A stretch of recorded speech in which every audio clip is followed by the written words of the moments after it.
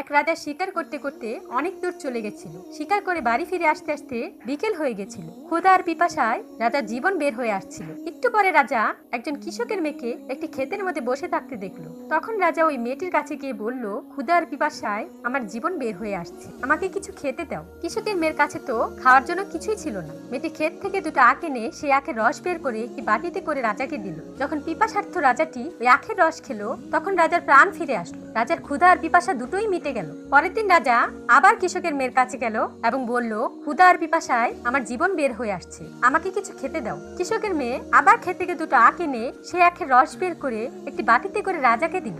রাজা যখন আখের রস খেলো, তখন সে কালকের মতো তৃপ্তি পেল না। রাজা তখন মেয়েটিকে বলল, এই মেয়ে, কালকে তো এটা অনেক সুস্বাদু ছিল। মেয়েটি বলল, কালকে আপনি সত্যি ক্ষুধার্ত ও পিপাসার্থ ছিলেন, তাই কালকের রস আপনার সুস্বাদু লাগছিল। আর আজকে আপনার নিয়ত ঠিক না, শুধু জিহ্বা স্বাদের জন্য ক্ষুধা আর পিপাসার্থ হওয়ার নাটক করছেন।